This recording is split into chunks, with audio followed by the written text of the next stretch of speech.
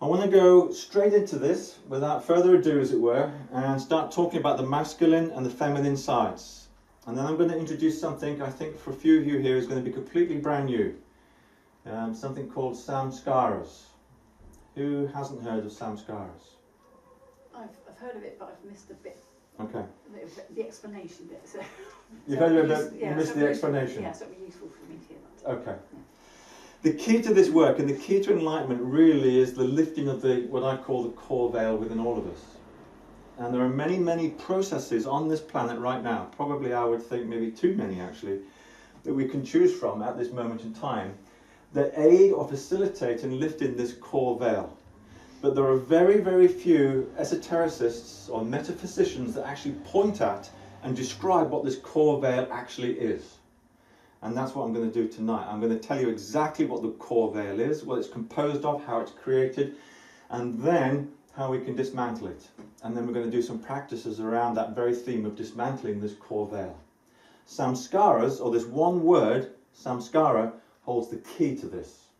And this is ancient knowledge. This is going back about 5,000 years or more. That this knowledge, yeah, they're testing out the PA downstairs. That this knowledge was held, you might say, within secret societies, secret organizations.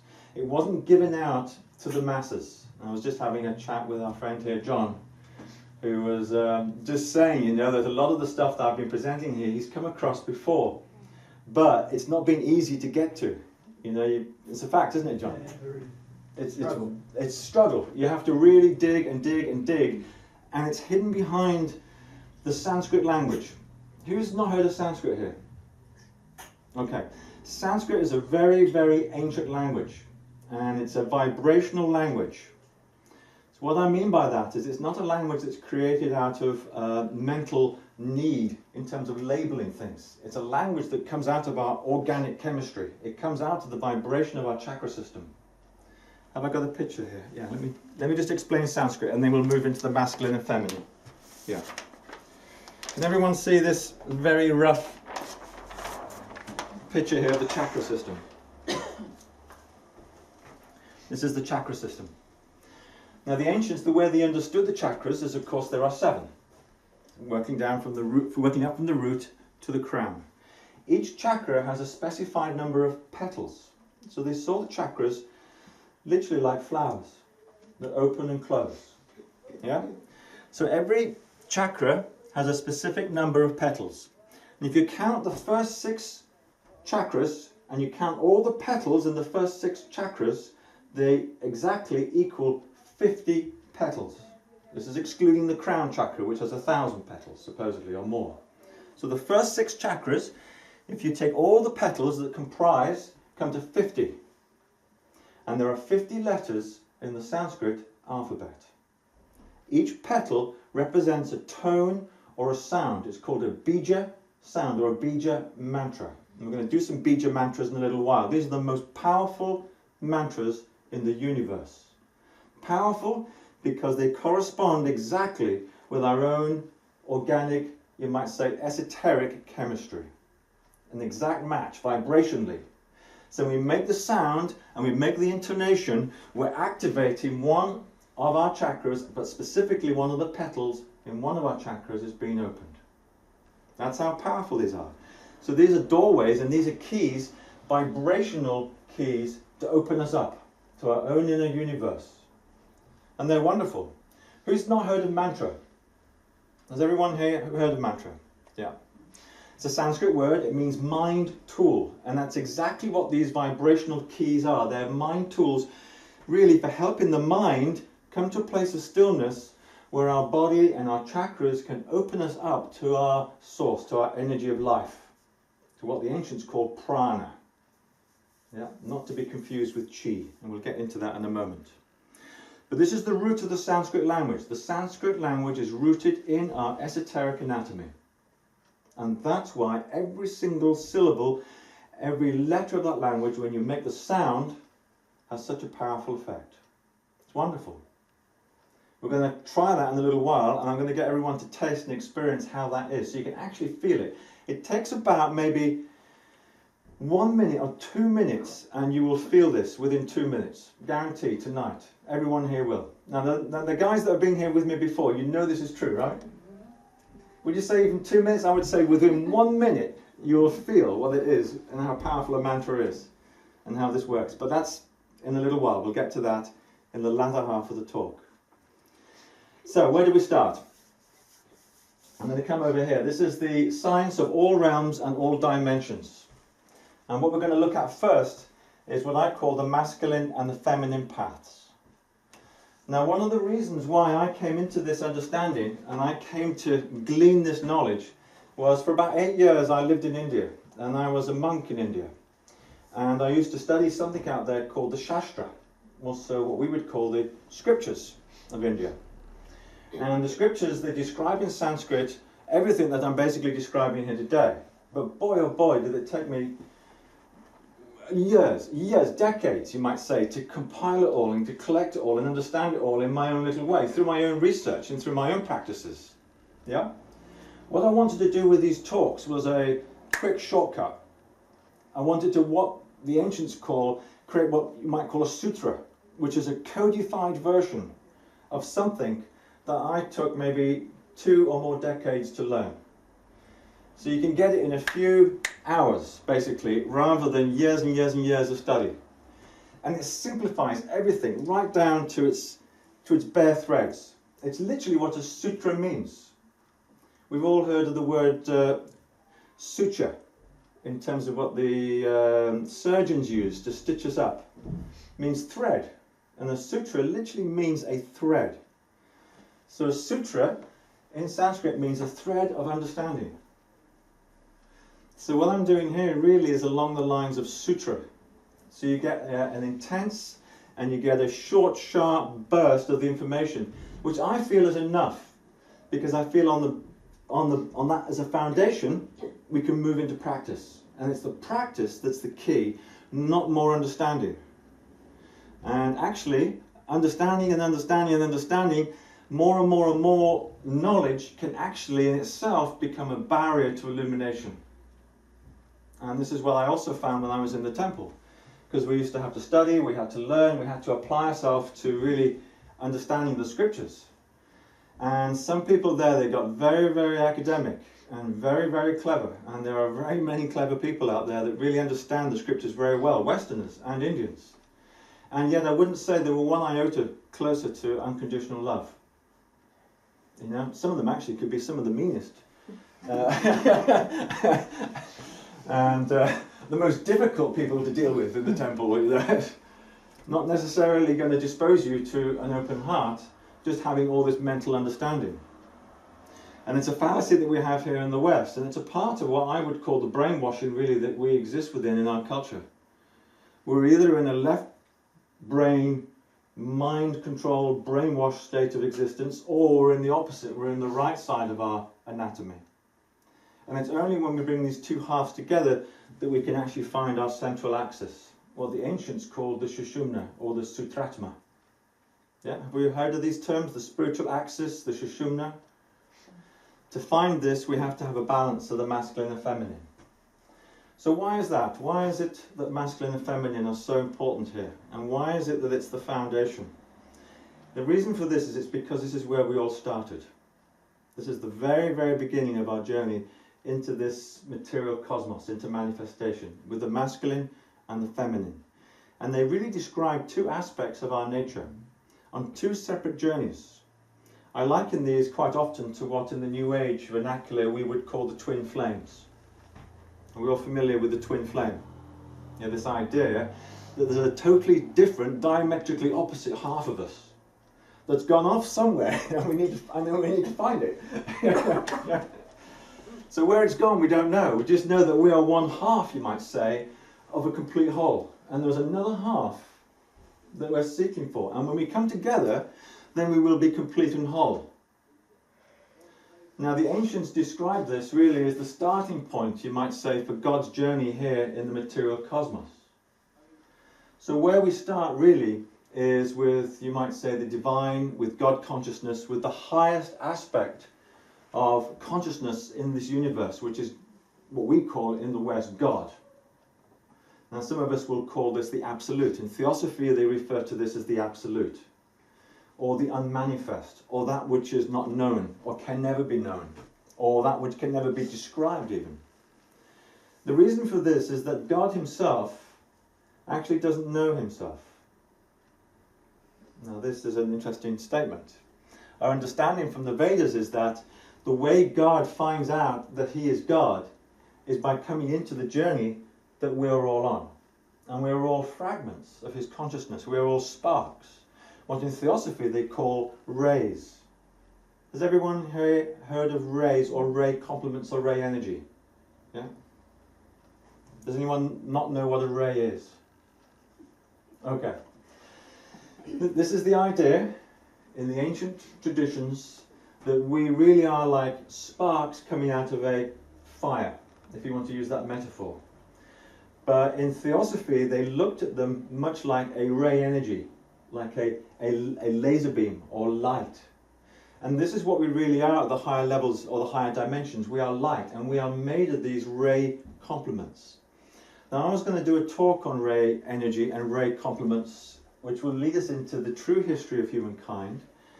And I'm hoping to do that this next month or so. And so just as I'm getting into this now, is there anybody that here would be interested to hear about that? Ray energy and anthropogeny, yeah? Okay.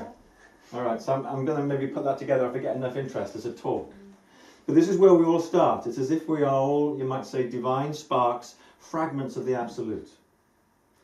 Now the absolute, or that which cannot be described, or the unmanifest, you might say, wanted to know himself. He wanted to experience himself. But because he is everything, he had a problem. Because if you are everything, how can you know yourself? If you think about it, it's impossible. If you were a white speck floating in a white universe in white space, how would you be able to define yourself from everything else that was white? If you're white and everything's white, there's what we call an undifferentiated state. There's no distinction here as to what you actually are. So the absolute had to actually form distinction. He had to form what was known as relativity. He had to, in other words, have a vantage point whereby he could look at himself and perceive himself. And this is what happened. This is the first thing that happened. If you could imagine the absolute as a sphere, then there would be a separating out from one sphere into two spheres. We would have the masculine and the feminine then. The masculine is the dynamic, active aspect of the absolute, what we call in this world consciousness. The feminine is what they call in the East Shakti. This is the energetic, material aspect of consciousness, energy and matter basically. They are both identical, they are both exactly the same, and yet they are totally diametrically opposite, and they go on two completely separate journeys through the universe. Yeah? You following me? Mm-hmm. Yeah, you understand? Because this is key. This is the key to Tantra, it's the key to meditation, it's the key to really what the ancients understood. In fact, I've been doing some studies just recently into, actually it's going to sound really weird, this is very top-ness, but it's one of my favourite subjects nonetheless. I've been doing some studies into anti-gravity, yeah, and anti-gravity technology. Now the ancients understood anti-gravity, and modern man, because we are locked in the left brain, part of our brain, because we're locked in our masculine side, our understanding logical side, have no handle on anti-gravity whatsoever. Hardly at all. We don't understand this. But the ancients used anti-gravity to build a lot of their, well, all of their megalithic structures. In science today, they're wondering how it is that the pyramid and the Giza plateau, all 2.3 million limestone blocks, could possibly have been put in place. And I've heard some accounts that have said that this happened within 20 years, which meant they had to be quarrying, facing, chiseling, moving, and placing a stone, I think, every half a minute or something. It's just mind-boggling. It's just absolutely impossible. So the technology that existed in those days was a type of technology that we have very little understanding of. And you can read about these things in the Indian scriptures, because they talk about things like Vimanas anti-gravity, and the technology behind all of this, which is rooted and based in sound. They actually describe in the Indian scriptures how you can actually do this. How you can do this. And there was a guy in America at the turn of the 20th century who I was really getting into studying this week that figured it out. And he did it. Who's heard of Coral Castle? Joe? Yeah. So there's a guy, trying to pronounce his name correctly because he's a Latvian, called Ed Līdzkalnis. You know this guy, Līdzkalnis? Yeah. Amazing. He created this rock garden out of huge stones, a bit like Stonehenge. And he moved them with no tools, no equipment, and no machinery whatsoever. He just moved it through the use of his sound and through the principles of sacred geometry. Sacred geometry. He used something called the phi ratio and the use of sound. And he manipulated stones like they were filled with helium. Huge, big limestone rocks. Now, I'm not making this up. You can go to Florida and you can actually go into this place called the Coral Castle and you can see what he did. It's incredible. And that's someone in this modern day and age. He's since passed away. But I was studying this because I was interested to understand what he understood about this. And he left nothing. He left no information. He only left these huge stone rocks that were put into these incredible configurations and positions. I think he was only 5 foot tall, this guy. He weighed about 100 pounds. He was up to about here on me. Really skinny little chap. Mm-hmm. There's just no way that physically could have done all of that. Mm. He used the feminine energy, the force, you might say, of the etheric envelope around the earth, the chi force, to animate and to energize these stones. And he figured out how to do it. And he did it. So I know it can be done. He tapped into something I think is known as 0-point energy. Who's heard of 0-point energy? Yeah, it's just free energy. Yeah. Anyway, let's go back to our journey because really that's kind of where I'm aiming towards. You know, it's like the power of this is absolutely phenomenal. I realized just yesterday, I was thinking, my God, this is incredible. It's often said that Līdzkalnis at night, when he used to do his work, he used to sing to the stones. He used to sing to the stones, and you could hear him toning and making certain sounds. And it was those specific sounds, like the ancients knew, that corresponded with his inner esoteric anatomy. That he brought that chi force actually through his body into those rocks, and he was able to move them just like they were helium balloons. It's incredible, and that's what the ancients did, going back far enough. It's exactly what they did. Okay, so when we start out, we're masculine consciousness, and we're feminine Shakti energy. These go on two separate paths completely. The masculine consciousness descends, and it comes through what we would call the higher realms of consciousness. What we refer to from this level is the astral world. So the first thing that consciousness does when it drops or descends is it creates light. We've all heard, I'm sure, of our light body. Yeah? We're familiar with this term, light body. The light body is created at the highest level or the highest dimensions of this universe. And it's made out of pure consciousness, which is pure light. At that level of consciousness, you are manifesting the truth of who you are. You are light. What you are manifesting as light is exactly your truth. Unlike here on earth. Because we can actually say one thing, and we can feel one thing, and we can behave in a certain way, which actually goes contrary to our truth. Most of us do, from time to time. But at the level of your light consciousness, you are that consciousness. So light actually is you. And that's who you are. Light then steps down. It steps down in frequency and energy from what is known as the monadic plane. And I'm not going to get into these dimensions here tonight, because we've gone into depth in these in the talks that we did. But we've gone from the monadic plane into the atomic plane, into the buddhic plane, and then we come down into what's known as the monastic plane. And it's the monastic plane that interests us the most, because we would say that this then starts to manifest the element of we call our mind. When we get to manas, mind. or mind substance. And then we come down even further into the astral world and the astral realms, coming down into heavier and heavier and denser and slower moving expressions of light. And when we get down into the astral world, something peculiar happens. So we come all the way down through Manas into the astral. And that is as far as we go. This is where the buck stops in terms of how far consciousness can come down. It doesn't manifest anything below the astral level. Now I know in a lot of schools and a lot of, philosophy, when they look at this, they say, well, we keep going. And after the astral, we've got the etheric, and then we've got the physical plane, and we just keep creating as we keep coming down. But what I'm telling you here is that's not correct. We come as far as the astral, and we stop. Consciousness doesn't go any further. And the reason for that is that consciousness at that point becomes crystallized. It becomes so slow, it becomes so dense, that it then starts to receive impressions from the physical universe.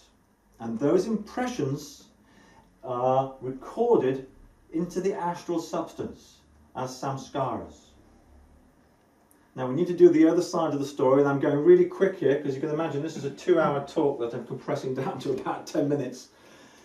So we're going to go to the other side and find out why this happens, why these impressions are made in the astral from the physical universe. But to do that, we need to go to the feminine side now, and what happens to the feminine. The feminine basically is the world of energy. This is the world of power.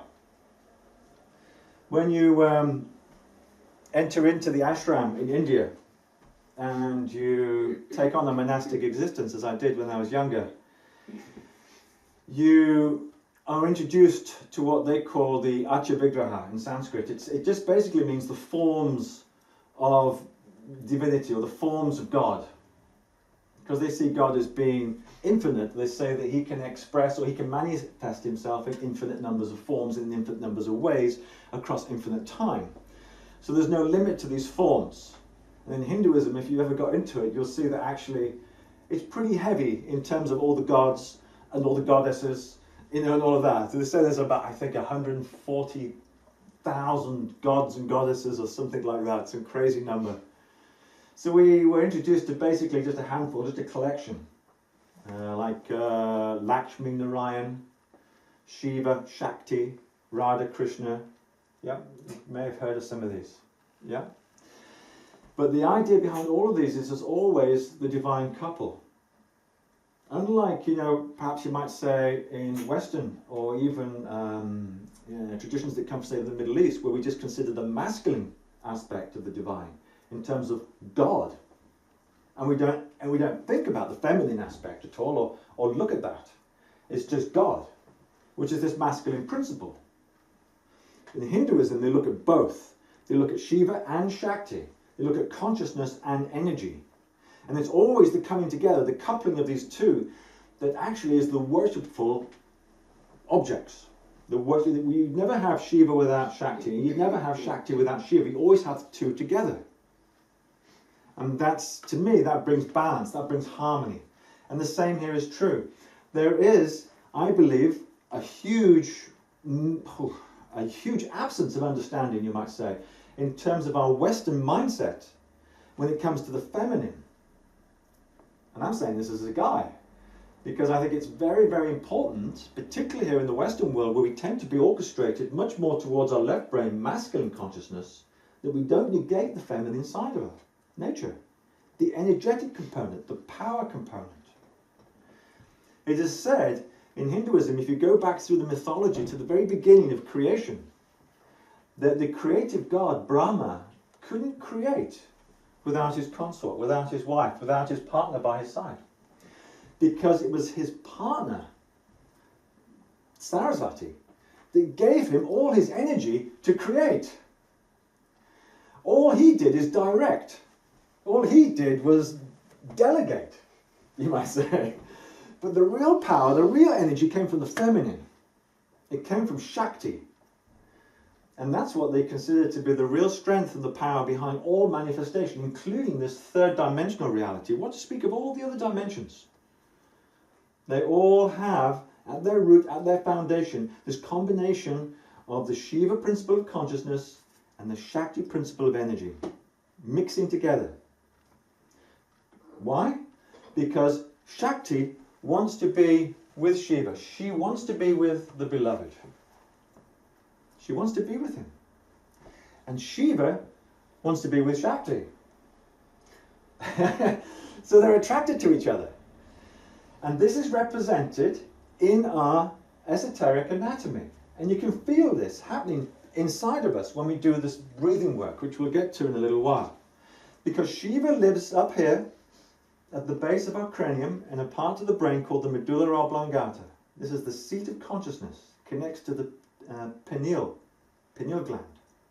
It's the seat of consciousness. This is where Shiva sits. It's associated with the third eye.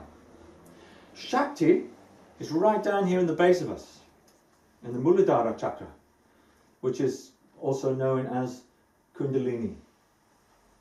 Kundalini.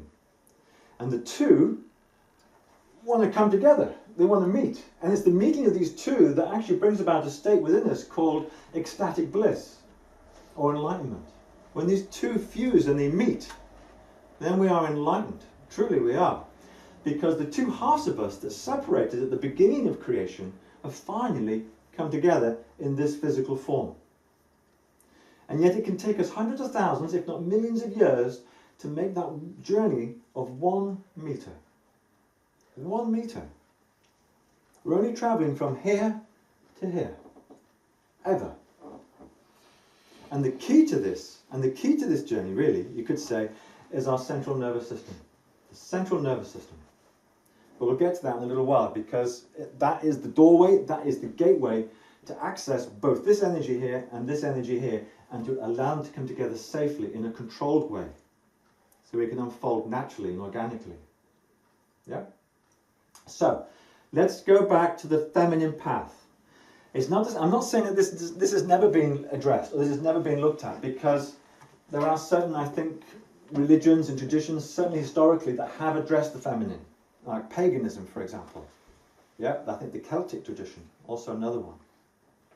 But I think it's only really in Vedanta, where we have the masculine and the feminine together, that I know of anyway, that they worship both. Yeah, simultaneously. The feminine is always wanting to rise. She's always wanting to come up, as I say, to meet Shiva. And we would call this Shakti. And there are many levels and many types of Shakti energy. Starting with the most primal, the most fierce, the most ferocious Shakti energy you might call is Kundalini. This is the most primal of all the Shakti forces. All the other Shakti forces, or all the other energetic levels, come out of this force of Kundalini. So I often liken this to, with the masculine consciousness, we often think of the oneness. We were having a little chat just as I was setting up here about oneness, and how this is a popular understanding right now, particularly amongst Westerners, but also I suppose in India as well, has been for a long, long time, this idea that we are all one. Yeah, I'm sure we've all come across that. Yeah? In the school that I got trained up in the school that I was studying with, this is not strictly true. It basically says we are not all one. That's one of the first tenets of the teachings that I underwent, that we are not all one. But we're also not all separate all the time. Because that's the other side of the equation, is that we are one with God, or we're completely separate from God. Yeah? This is the two schools. In India, they call them Vaita and Advaita. Have we heard of these terms? Vaita and Advaita. And Advaita is very popular right now as this oneness school, this oneness idea. And then you have the other side, which says we are eternally distinct. There's God and there's us, and we will never mix. We're always separate. It's a bit like Christianity sees it like that, I think. Most religions see it like that. But in the school that I was brought up in, it was quite a different scenario.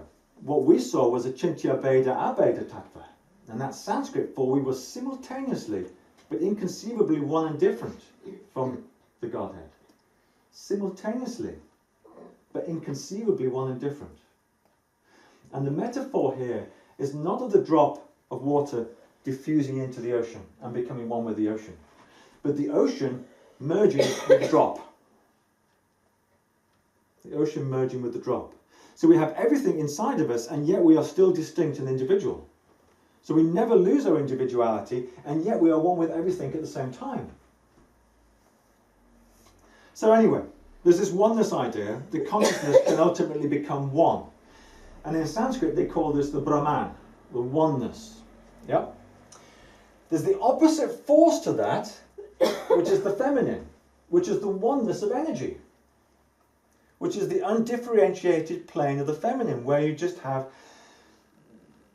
the oneness of fertile, what I call fertile chaos, where the energy is just available for creation, but it hasn't manifested yet. It hasn't created anything yet, because it needs the touch of consciousness to direct it.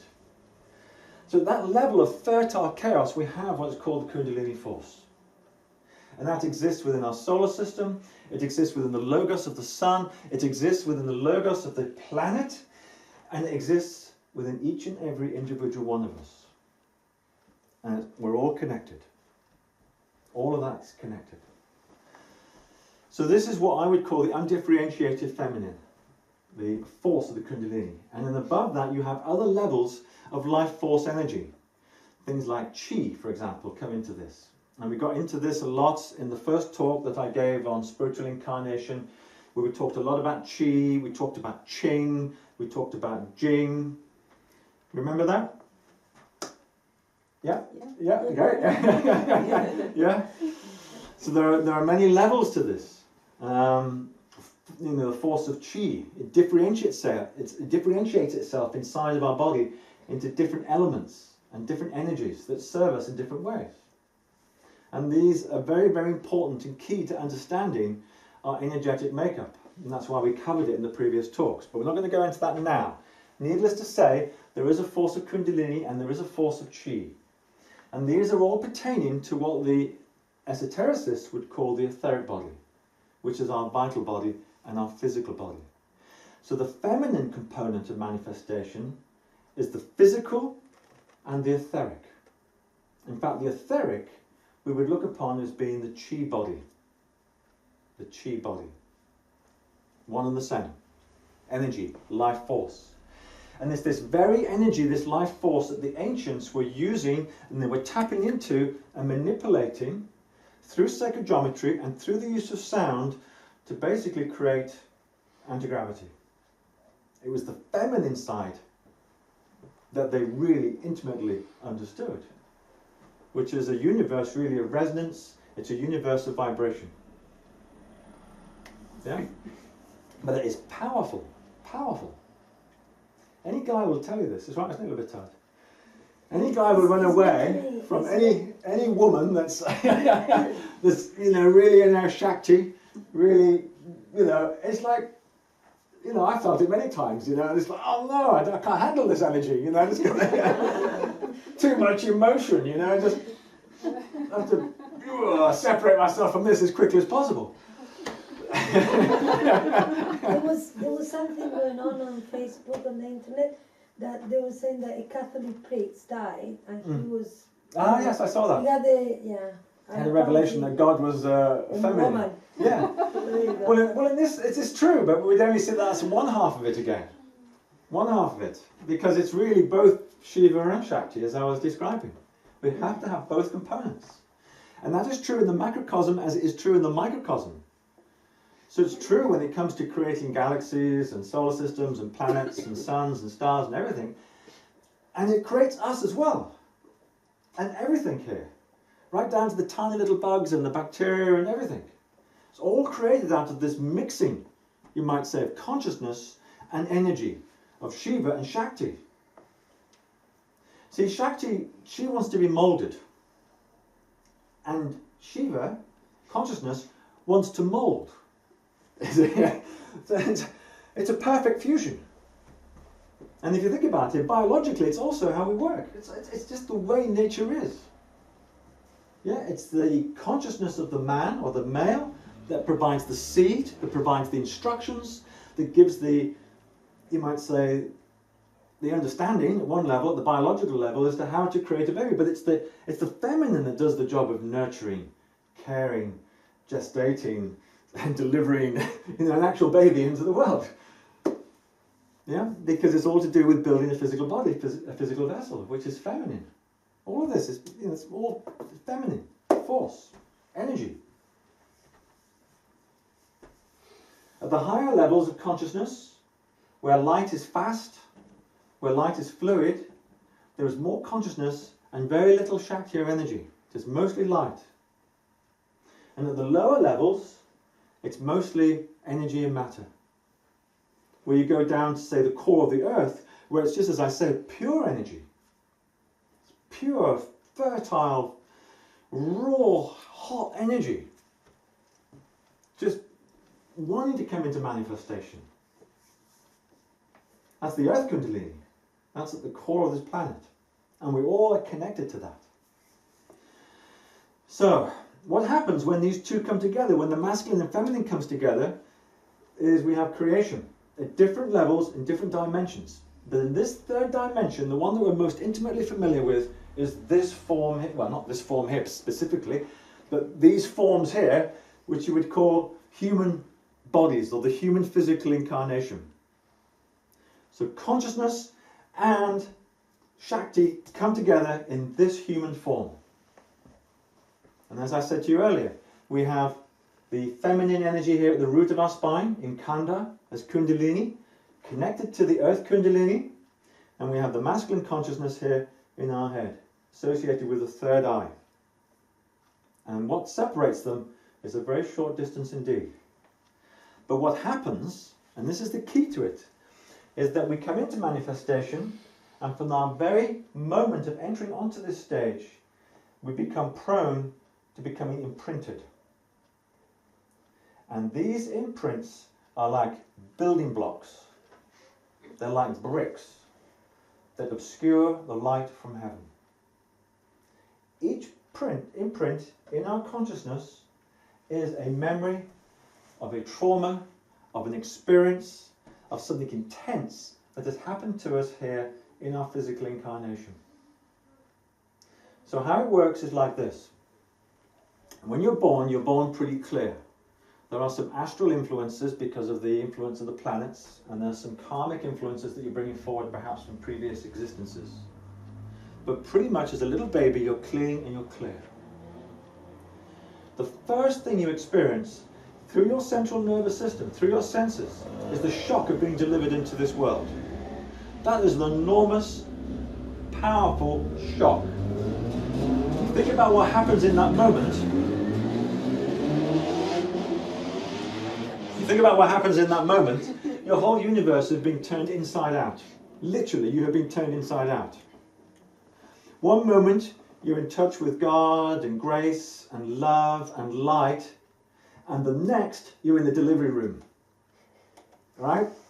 It's bright, it's noisy, it smells of antiseptic, I don't know, God knows what else they put in there. Everyone's running around in a panic. Mum's screaming and crying and shouting, you know, whatever, get this out of me or whatever. And this is the way I remember it when, you know, yeah, you know, the doctors and the nurses, you know, flying around. There's all this drama going on. So the first time, and perhaps the last, God knows how long, you're experiencing drama, you know, in the way of being delivered into this universe. That experience goes into the nervous system, which is your physical body.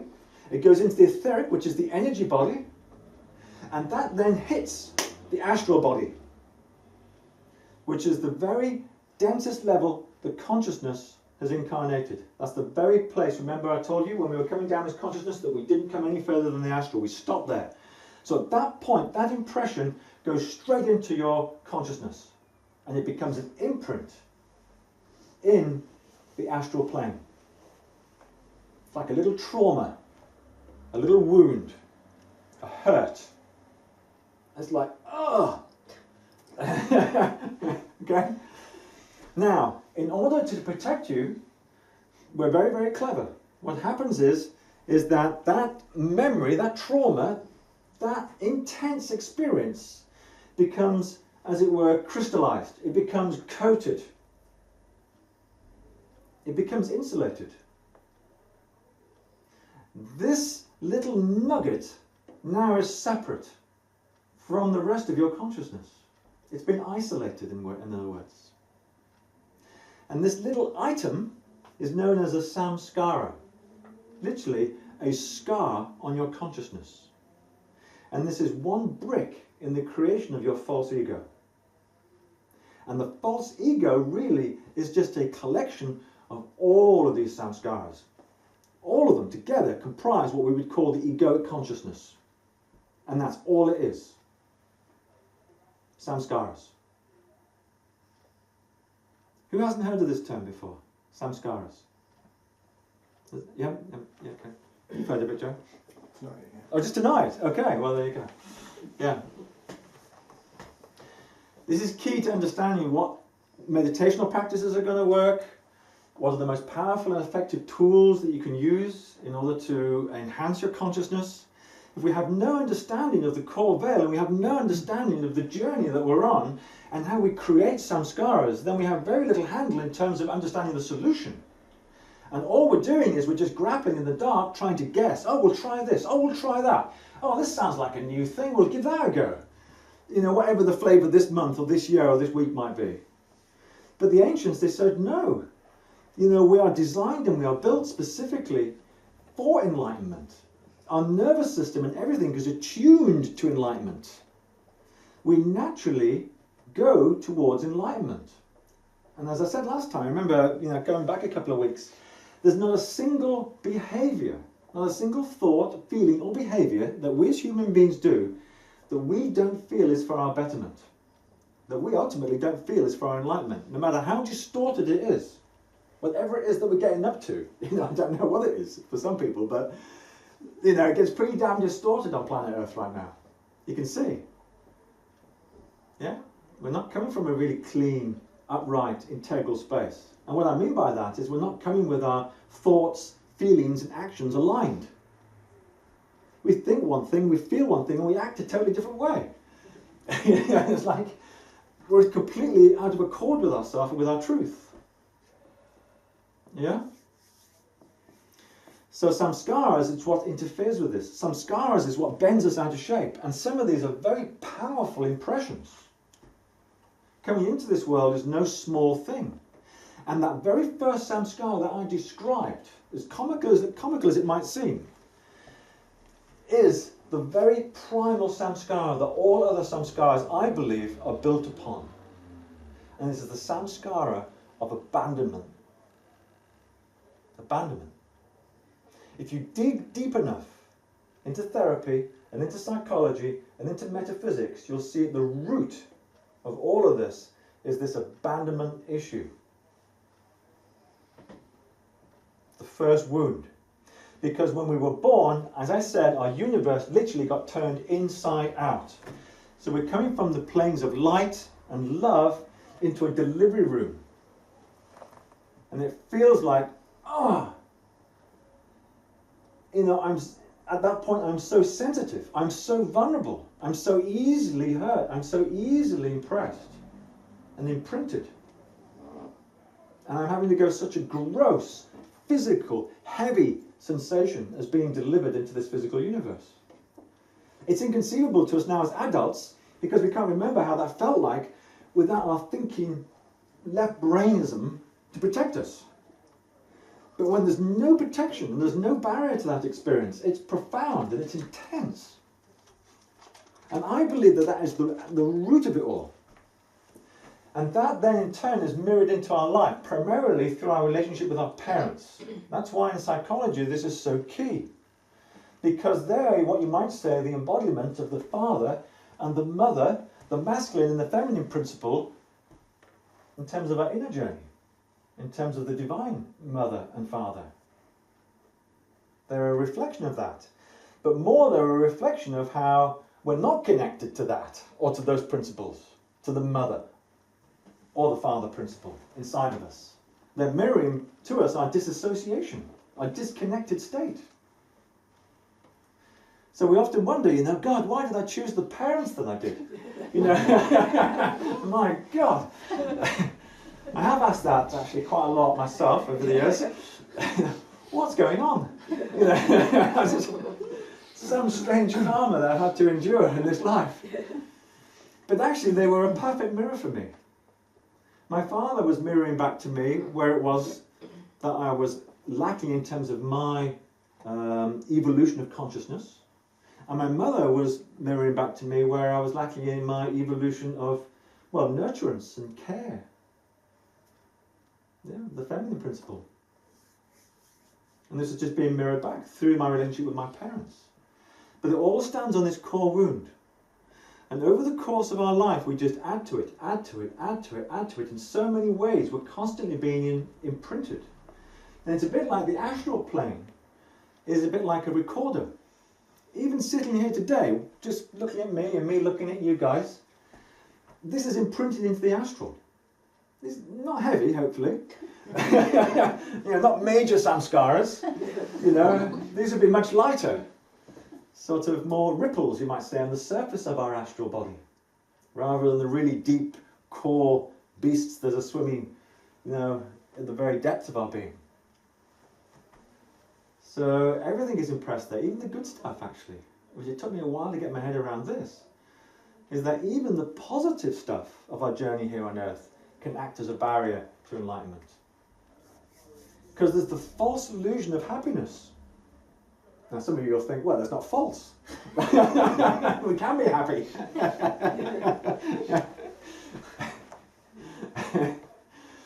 Well, good luck with that one, and let me know how it goes.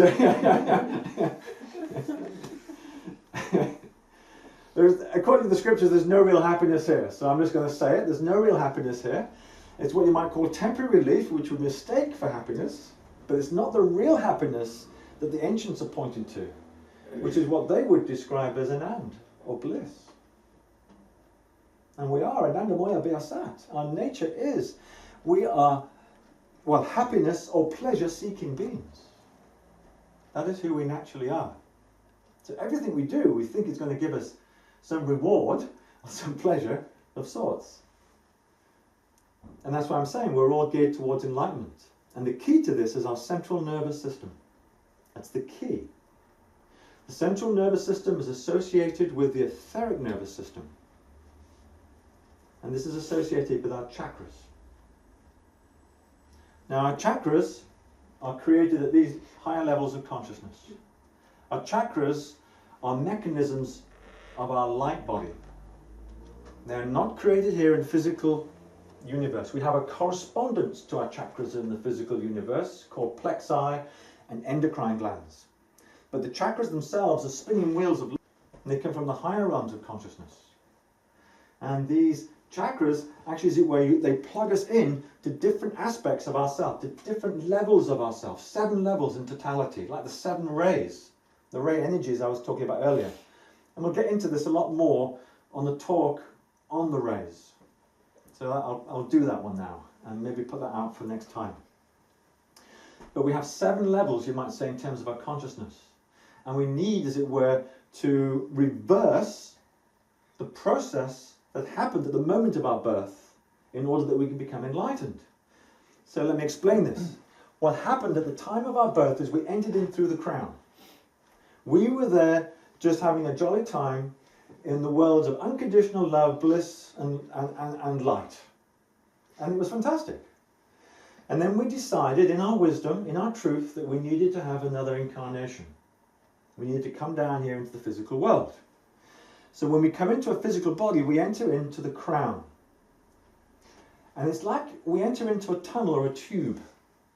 You could say that if you were to make a gesture like this with your fingers, that this would represent the width of the diameter of this tube that is literally running through you. It's as if we exist on a tube that's running above us and below us and through us. Yeah, this connects us to all levels, all dimensions and all realms above and below. This is known in Sanskrit as the Sutratma. Yeah, it's known also as the spiritual axis. Inside of us it becomes known as the Shushumna. just the bit that's inside the physical body. But it extends above and it extends below. As I said, it connects to the oneness of the feminine and the oneness of the masculine. Kundalini at this level, God consciousness, you might say, at that level. That's the highest levels at which this connects. But inside of us, it's the Sushumna.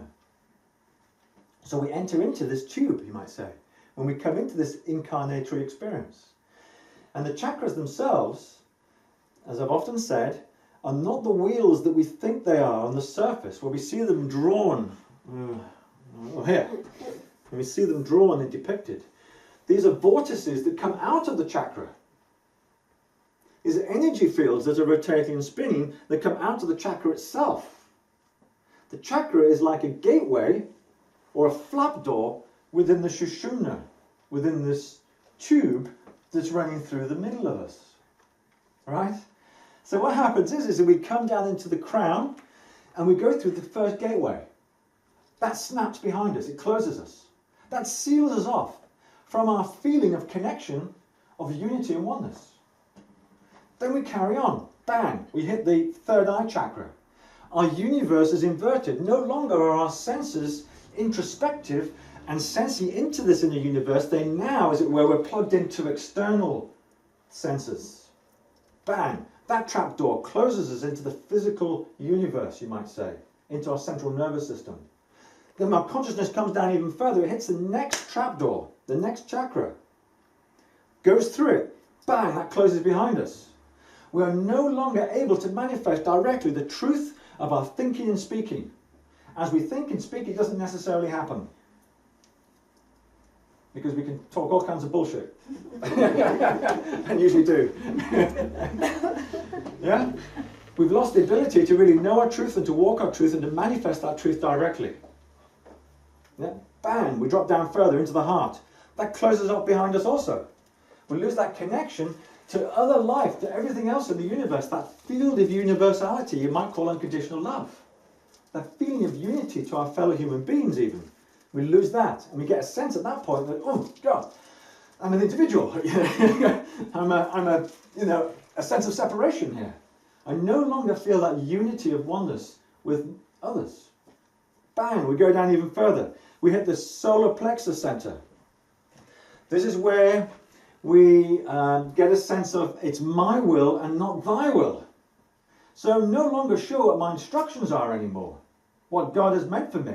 I'm just going to do my thing and create all kinds of havoc and all kinds of chaos, especially as a teenager. Get out there and just basically manifest my will here rather than God's will. So I cut off from that. Then we go down even further. Bang, that door closes behind us. This is the sacral center. Some call this the sexual center. And it is a sexual center because it's connected to our feelings of sensuality, to our feelings of creativity here at the physical level. You know, it's all to do with adventure of life and the enjoyment and the expression of life into this realm, into this dimension. Closes behind us. Cut off from that. And then we come into the very last chakra, the very base of us. The first chakra, which is our survival instinct, which is our capacity to actually be physical and to live. And we're even closed off from that. At that point, we are just a little baby, completely dependent upon our mother and father for our survival. It takes us many years to develop the strategies and to develop in a way that we can actually stand, you might say, physically, actually in this universe on our own 2 feet. But what happens when we're enlightened, or we're working with enlightenment, is we're going to reverse the whole process. So we're going to go exactly in the opposite direction.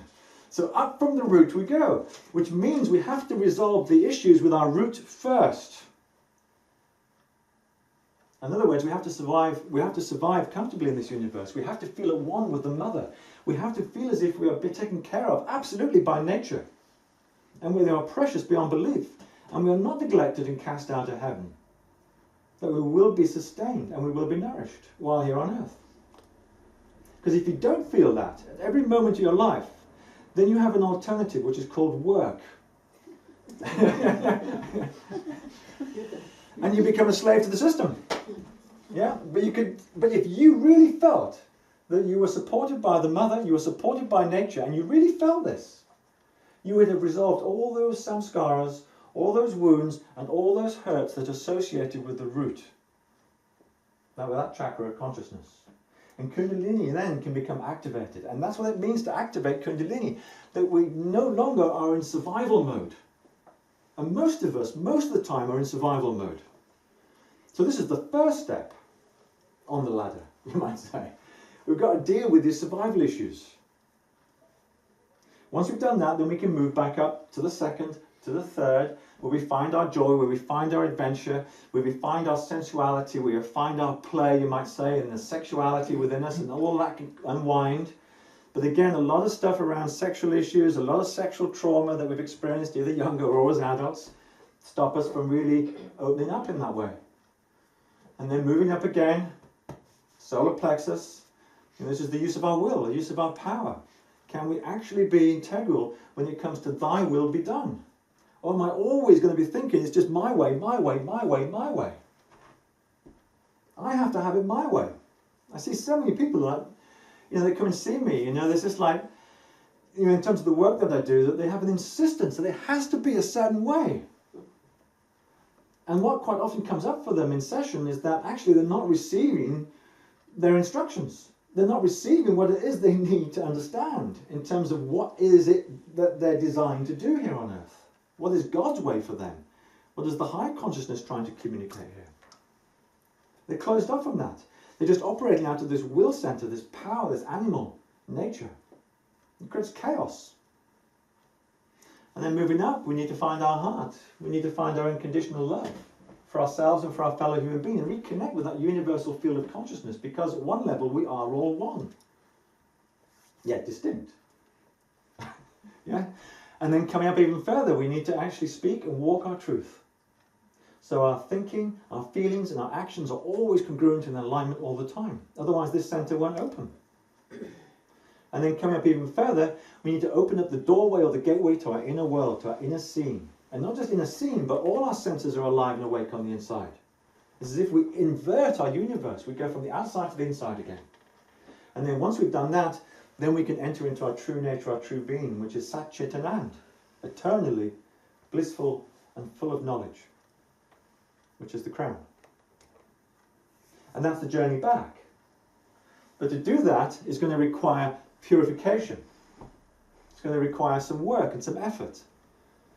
Yeah, as David Icke is often quoted as saying, it's time we have to shift some arses off sofas. And it's hard because people think, well, I'll just hang out, or I'll just chill, or it'll just come to me through whatever. But actually it requires some work, it requires some effort. So my inquiry, and this is the reason why I've done all of this, is really to get to this point. My inquiry has always been, what is the most succinct, what is the most efficient, what is the most powerful and safest processes on the planet? What has worked for the most amount of people over the greatest amount of time? Because I don't want to be going and studying something that hasn't worked for anyone, especially the person that's propounding it. If I can't even see that they're enlightened, then what chance have I got to be enlightened if I'm going to follow those guys? You see what I'm saying? So the question in my mind has always been, what's been the most powerful, most direct route? And really what I found is it's this Vedanta, it's the ancient processes which I've come to know really are the cleanest and the clearest. And this is to do with something called time. It's a little mystery, especially us Westerners, as to what happened in the ancient past and what happened when you go back through time. And why these processes are so much more powerful than anything that we can create in this modern day and age. Is because of the nature of time and consciousness and how the two are linked. And we got into this a little bit last time, so I don't know whether to go into it a bit this time. But you might say that really the ancients. Well, let's put the diagram up. So give me a second. Just peel that one away. The ancients had an understanding of time which was not linear. They saw time as being like seasons. They saw it really as, you might say, circular. Let's pull this one up. Okay. they saw time as cyclical. So this is a description, really, you might say, of Vedic time. Vedic time. Now, it looks complicated. The reason why it looks so complicated is because it's been mapped out with various historical events. And we'll get into this in a lot more detail on the talk on time. But I just want to touch upon this very briefly right now, so that we understand really where the ancients were coming from and why what they are prescribing is the most powerful process. Yeah? This clock, you might say, started 11,500 BC. 11,500 BC. So it's going back a way. It's going back to about the time of the end of the last ice age. Yeah? At that time, the ancients saw that there was a golden age, where consciousness here on the earth was very, very elevated, very high spiritual consciousness. And along with that consciousness, people had very high morality. And they had certain capacities and certain abilities, which we don't have now that they had then, in the Satya Yuga. But one thing that's characteristic of the Satya Yuga is that people lived completely in harmony with nature. I mean, 100% harmony, to the extent that nature just completely took care of them. They had no need of dwellings, they had no need of clothes, the weather was never too harsh, there was never a need for agriculture or anything that they had to do to make an effort to survive and live. Because they were totally 100% in harmony with the natural world. And the natural world reciprocated that. So the two were one and the same. And that's why, according to this idea and this model, which is taken from the Indian scriptures, when you go back far enough to the Satya Yuga, there's hardly any evidence of dwellings or agriculture or anything that we would consider the hallmarks of civilization that existed at that time. People at that time didn't need language either. They didn't need to write because they had perfect memory. Also, they didn't need to talk because they could actually telepathically communicate, apparently. So this is all described in the Indian scriptures, this golden age. In Sanskrit, they call it the Satya Yuga. Plato talks about this. He actually refers to it as the golden age. The heaven on earth. On earth. Heaven on earth. Here, heaven on earth, you could say. I heard about this on Transcendental Meditation. On the TM. Yeah. They were talking about it. Right. In the past, Yeah. Well, that'd be the golden age or the Satya Yuga. Mm. So coming down from the Satya Yuga, consciousness degrades. Consciousness is lost. So our abilities and our capacities also degrade as we move away, you might say, from the golden age. So eventually we hit a boundary. You might call it like a quantum drop in consciousness. And from the Satya Yuga, we drop to the next level of consciousness down, which is called the Treta Yuga in Sanskrit, which is known in the Grecian system as the Silver Age. So we still have quite a high level of consciousness, but we've lost, according to the Vedas, about 25% of our virtue, as they call it. So 25% of our virtue is lost. And we've become more into an egoic consciousness, more a sense of self. We're out of step, you might say, to some degree with nature. For the first time, there was the possibility of conflict between one human and between humankind and the world. Battles and wars and things like this, at a certain level, actually, are beginning at this point because there's a sense of separation. Yeah. Then again, consciousness drops again into what's called the Dwapara Yuga. This is known in the Grecian system as the Bronze Age. Yeah. There's still quite a high level of consciousness, but we've lost 50% at this point from where we were at the beginning of our journey. Yeah, 50%. This age, the Dwapara Yuga, is characterized by a lot of the stories that we hear in the scriptures, which are known as the Mahabharata. And these sort of stories, and the Bhagavad Gita was spoken at the end of the Dwapara Yuga. This all happened during this Bronze Age time. So consciousness was still quite high, but nowhere near as elevated as, say, in the Satya Yuga. And in fact, a lot what happened here was the establishment of dynasties, it's the establishment of kingdoms, it's the establishing actually of the spoken word and language. For the first time, had to actually come forward in order that people could communicate, because they lost their mental virtue, their capacity to communicate from one mind to another, from one heart to another, as we came into this darker age of the Dwapara Yuga. Yuga means age. Yeah, it means age. Yeah. So when we're in the Dwapara Yuga, we're still able to do a lot of things we can't do now, like move stones and rocks and things like that. But we need language. And this is where, in modern anthropology, I suppose you could say, that they consider civilization started. Whereas in the Vedas, they consider this is the end of civilization. This is where it ended. And anything that happened from this point on was really a degraded facsimile of the original, which was civilized, and you could actually call it a civilization. But as soon as you come onto the arena with the spoken word and the written word, then you've lost a lot of mental capacity and a lot of mental ability, because you're no longer able to communicate with people emphatically, telepathically, through mind and through heart anymore. All that psychic ability, which is still around, because people are still psychic, and the psychic abilities are real, but at that time, going to the previous times, that was our modus operandi, that was our natural state. We were completely psychic. We didn't need to write anything down, for example, because we could just remember it immediately. We didn't need to figure out what was going on with anybody, because we could just look at them and feel instantly their truth. And we could feel their truth, and we could feel who they were, as if we were in their shoes. So we could do no harm. Because any pain we caused them, we would be causing to ourselves directly in that moment, at that very moment. Because we would also be feeling it. But all of that was lost as time progressed over the course of many, many thousands of years, and we fell into this low consciousness, you might say, of the Dwapara Yuga. But that's not as far as it went, because there was one more drop, which is into this current age that we're living right now, and this is where we are now, in the Kali Yuga, which is considered to be the Iron Age. And this is where we're completely cut off. We have no sense of connection, either to God, grace, fellow man, or nature. And we just have to work and struggle, basically, for our survival. This is the Kali Yuga. And it's an age, really, you might say, it's depicted in the scriptures, an age of suffering and distress and sorrow and conflict. Not just outside of us, but inside of us as well. This is the age of Kali. Has anyone heard of this age? Yeah. You've heard, Petra, yeah. Yeah. The age of Kali. I thought we were coming out of it now. We are. This is just where I'm getting to next. Yeah.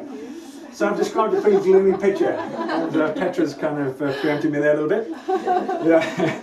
So there'll be no surprise to what comes now, because we are at the end of it. We are at the end of it. The depth of the Kali Yuga, really, you could say, was the Dark Ages, around about 500 AD. That was the depth of the Kali, where things were the most degraded in terms of consciousness. We are now here, in what's called a Sandhya. A Sandhya means a transition period. So we're in that transitional period right now. We are technically out. The way out, but not. Yeah, not quite, because we're not quite in to the next age, or the Dwapara age. And you'll notice on this side, it's actually ascending. So whereas consciousness was descending here, now we're going to ascend. Back to paradise. And this is what you would call the New Age, or the movements, within the collective consciousness of humankind towards consciousness work and higher understanding. Waking up, yeah, at the collective and individual level. And that is what's happening right now. Now, the interesting thing is there's a direct correlation, if you draw horizontally across it, in terms of what we were waking up to, that was historically behind us. Can you say? So where we were here corresponds to over here on the ascending side. Can you see that? So the abilities that we had, and the capacity we had, and the understanding that we had, say, here, will be the exact same over this side here. Except we're meeting it on the ascending side now. Is it going to take as long as it did? Oh yes, it will take a little while. I mean, more than a lifetime. The Kali Yuga itself is 1,200 years here. The Dwapara Yuga is 2,400 years. Oh. Yeah, roughly speaking, it's about 24,000 years that's diagrammically depicted here, but I believe it's actually synchronized to something called the progression of the equinoxes, which is a 25,920 year cycle. So I think there's a little bit of a misfit. Is that what they call the ages? The ages, that's it. It's called the ages. Yeah. Yeah, yeah. So we're really here, present time, as you can see. Yeah, so we're just at the beginning of this Dwapara Yuga. Now the Dwapara Yuga is characterized as the age of energy. See, down here in the Kali Yuga, we're only aware of gross physical matter. Only aware of the physical universe. We have no sense of the inner universe, the energetic universe. This is what we're waking up to now here in the Dwapara Yuga. And this is why healing arts and all this sort of understanding now is coming forward. All this energy work and energy processes and all of this now is actually exploding. Is it not? It's exploding. Consciousness is starting to explode because we're about to enter into Dwapara Yuga proper. When that happens, everything changes. There's no control systems anymore. The shackles are off. Because at this level we can actually feel into the nature of reality for ourselves. We can know the truth of what's going on directly. Again. Not to the degree that we have here and here, but certainly there will be the beginnings of that. So therefore we cannot be lied to and we cannot be manipulated anymore. Remember last time I think I was describing the pyramid of power? And how there was a hidden chamber at the top of the pyramid that no one's discovered yet? Because in every pyramid there's always a hidden chamber. Can anyone remember what I said about that last time? There was one evil sorcerer that was sitting in that in that chamber, yeah, at the top of the pyramid of power. And there's a mechanism on this planet that's been on this planet for thousands of years that will reveal the nature of that sorcerer. And it's called a mirror. It's called a mirror. We are the one at the top of the pyramid of power that's keeping this whole structure in place. As soon as we wake up, that all just disappears. Because this level of reality is the effects, not the cause. What we experience here is the effect of the cause that's inside of us. Our disassociation, our feelings of abandonment, our separation on the inside is what allows us to be manipulated and controlled on the outside and keeps this whole game going in the outer universe, in the realm of effects. The cause is us. Have we all been through all of these ages? I believe we have, yeah. I've even sort of intuited that we would actually sort of come in here and experience at least one, what I'd call a round. So we've got a little way to go if that's the case. But that's just my own intuitive sense about it. Paul? Yeah. What's it like for the Hindus in the Kali Yuga? I mean, they keep the tradition going, but they've obviously had to have been affected by all of the shutdown of the light. Yeah. So how's it been for them? Well, I think what's going on in India and in the Hindu world, which is a religion rather than Vedanta, which is distinct. So you have Vedanta, which is the ancient wisdom. So that stays strong. There is a core strength to that always, yeah.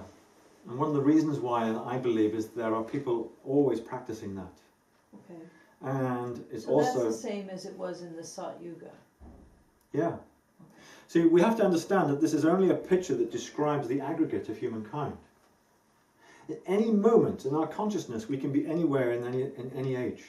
In other words, we can be living down here in the Kali Yuga, but have the consciousness of a Satya Yuga individual. As an individual, we can do that. This is just describing the aggregate consciousness of the planet, the mass. So we can be anywhere in the system, and the idea really for all of us really is to go here, while we're here, as fast as we can, as fast as our little legs can carry us really. And to do that we've got to move through the trigunas, through the modes of material nature, which we covered previously. Yes, Lucy? Can we just speed it up by everyone waking up and putting that effort in? Yeah. Can we speed it up? Do we have to go No, through this? we don't. We don't have to follow this time. No. Well, you follow that time if you're going with the mass aggregate of consciousness. You will eventually get home. But that's another, like, what's it going to be here? Another 10,000 odd years. But wouldn't it be like a domino effect if people start waking up, isn't it? It would. So that Yeah. would be irrelevant then. It would be irrelevant, yeah. Right. And that's why I believe time is defined by consciousness, not the other way around. Consciousness comes first. Yeah. And then we wouldn't have to have all those extra incarnations between now and then, to serve us to actually get to this place where we're completely enlightened again. We will naturally do it as a species, as a planet, as a race. We are in that process of ascending, as I say, but we can accelerate that at any time we choose, to whatever level we want to. It's our choice. And what I'm presenting here really, and this is why I'm getting into this, because this is a separate talk on this altogether, but what I'm getting here really is that what processes we're looking at here today, and we'll get into that in a little while now, but what processes we're looking at here in terms of practices, were actually from this time of the Treta Yuga onward. There's not much that came from the Satya Yuga, because nothing had to come from the Satya Yuga. There was nothing really, you might say, that was written down. In fact, we have it written here, early Vedic period. It's getting towards the end of the Treta Yuga. People just knew the truth of who they were here. There was no need to declare it or write it down or try and teach it to anybody, because people were just it. They were just awake. But when we get here, there was a loss of that. Remember, I called it mental virtue. There was a loss of mental virtue. So therefore, there was a need at this point to actually try and emulate what was going on here and get back here to the enlightened state again. So this is where our struggle started. This is where you might say what you would call in the Bible the fall. So here we have the early Vedic period, but even so, going back to the Treta Yuga, people were enormously enlightened and enormously capable compared to where we are now here in the Kali Yuga, or the end of the Kali Yuga. So the information that they had coming from this period is fantastic in terms of our inner processes, in terms of our inner nature. And that's why I often say the further we go back through history, the more precise and the more accurate and the more powerful the teaching. Because we're going back to a time when we're more in remembrance, rather than we're just like dull cattle and sheep as we are in this day and age. Yeah, listen. Sorry, me again. Yeah. If we're all enlightened in the Satya Yuga, what happened? Why did we start descending and Why? degrading? Yeah. Well, I don't know where this idea came from originally in terms of we need to follow this. But my understanding of this is that at this level of enlightenment, we still were not totally aware of ourselves completely. If you think of it as consciousness at the very highest level, but it needs to come down into the mirror of reality, it needs to come down into matter to distinguish itself. Remember where we started? Consciousness, if it wants to know itself, has to be able to distinguish itself. It has to separate from itself. It has to create that relativity. So coming down here creates relativity, because down here we are the non-self. We are separate, and we feel we are completely alone and abandoned and separate. So there we have a very clean mirror for the consciousness then to discover itself, to go on the journey of discovery and awakening. Can you see? Because we've come all the way down into total forgetfulness, in order that we can then go all the way up into remembrance. But we have to go into total forgetfulness in order that we can find out who we really are. Because we have to distinguish, can you see, the non-self. It's only by distinguishing the non-self that we can define the self. So are we stuck in this eternal loop, or do we just do this once? Well, that's what I was intuiting Yeah, myself, right. yeah, because I was really meditating on this for some time as to, how many rounds, surely. And we'll get into this when we talk on anthropogeny, which talks about cycles, rounds and chains a little bit. But my feeling is we can do it in one. So is that why you have the astrological? And less, maybe. Hmm? You have the astrological picture there too. Yes, Is it? yes. You're working. Because it on- ties in with procession. Yeah. Procession is, all the ancient cultures and all the ancient civilizations were concerned with something called, or obsessed with something called procession, which is a slight retrograde movement of the Earth's axis through the zodiacal constellations. It's like a little wobble. Wobbles very slowly, 25,920 years to do one wobble backwards through all the constellations. And this roughly ties in with the Yuga chart we have here. But we'll get into procession more on the talk on time, because that's a big subject in itself. It's too big to do right now. If we get into that, we'll be talking for some time. I don't want to go there right now. Okay? But procession is very, very key. And that's why we have the zodiacal zone here. Yeah? Okay, how are we doing? How are we doing for time? We've got 35 minutes. Gosh, it flies, doesn't it? Does anyone need a loo break or need water before we go into the practices?